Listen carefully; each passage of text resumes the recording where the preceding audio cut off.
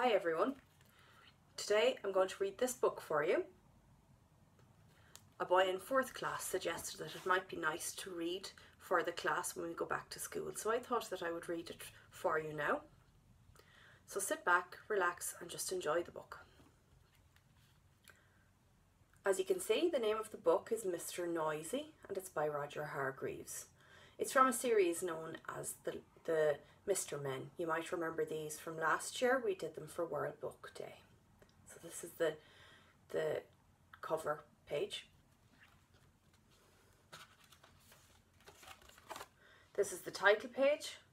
It restates the name of the book and the author, Roger Hargreaves.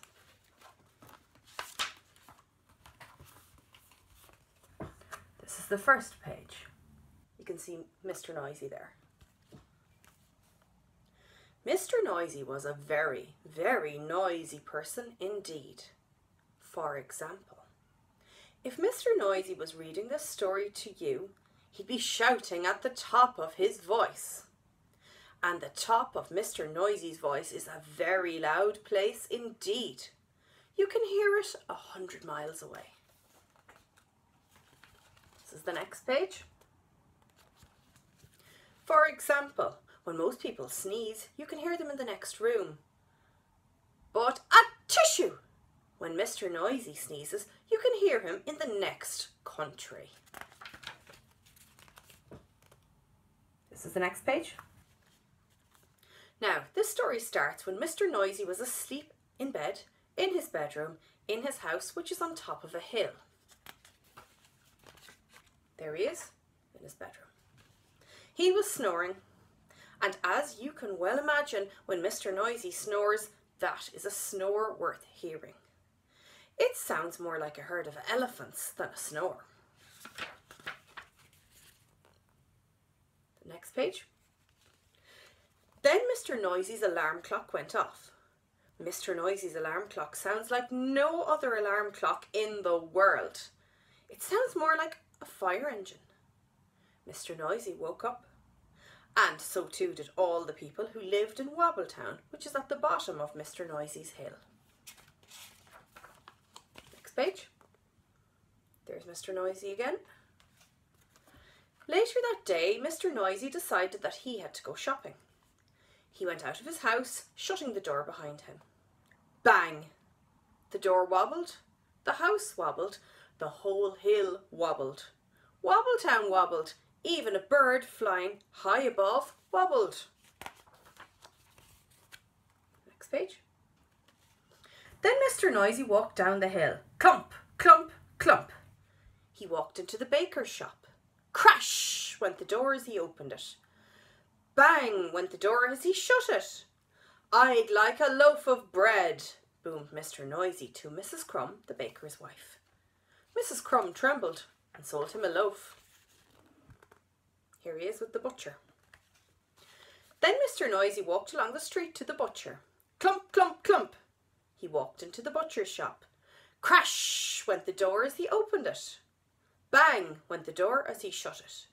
I'd like a piece of meat, boomed Mr. Noisy to Mr. Bacon, the butcher. Mr. Bacon trembled and sold him some meat. This is the next page. Mrs. Crumb and Mr. Baker. Sorry, Mr. Bacon. Afterwards, Mrs. Crumb met Mr. Bacon in the street. We really must do something about Mr. Noisy being so noisy, she said. Absolutely, replied Mr. Bacon. But what? I know, said Mrs. Crumb, and she whispered into Mr. Bacon's ear.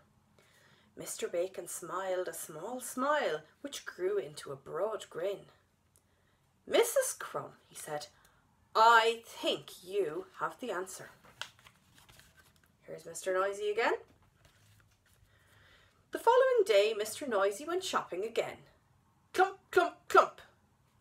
He went into Mrs. Crumb's shop. I'd like a loaf of bread, he boomed. Sorry, what did you say? Asked Mrs. Crumb, pretending not to hear. I'd like a loaf of bread, Mr. Noisy shouted. Sorry, said Mrs. Crumb, can you speak up, please? I'd like a loaf of bread, roared Mr. Noisy. Can't hear you, replied Mrs. Crumb. Mr. Noisy gave up and went out. There he is again. He doesn't look too happy. Mr. Noisy went into Mr. Bacon's shop. I'd like a piece of meat, he boomed. Mr. Bacon pretended not to notice. I'd like a piece of meat, Mr. Noisy shouted. Did you say something? Asked Mr. Bacon.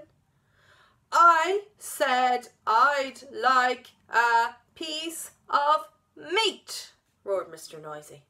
Pardon? Said Mr. Bacon.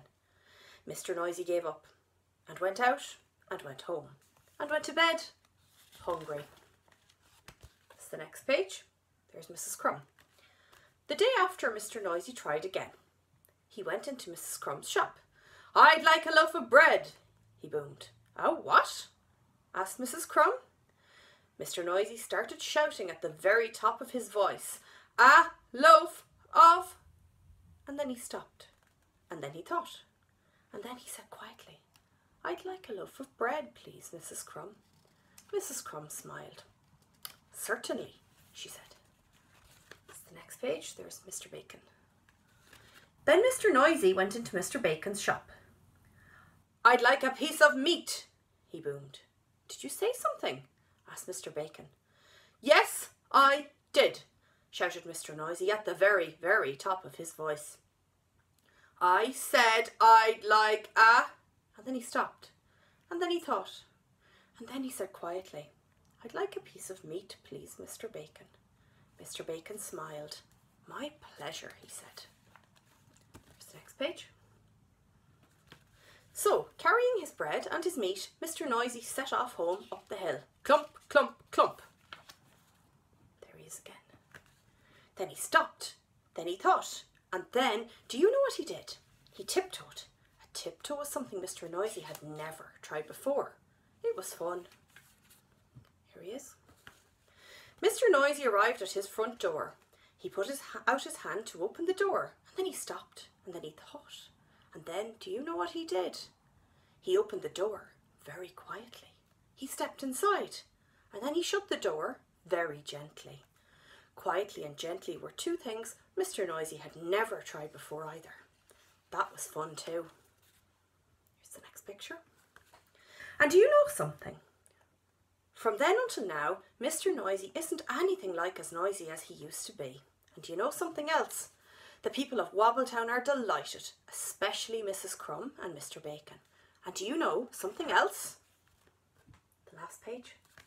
Mr. Noisy has learned how to whisper. I hope you enjoyed the story.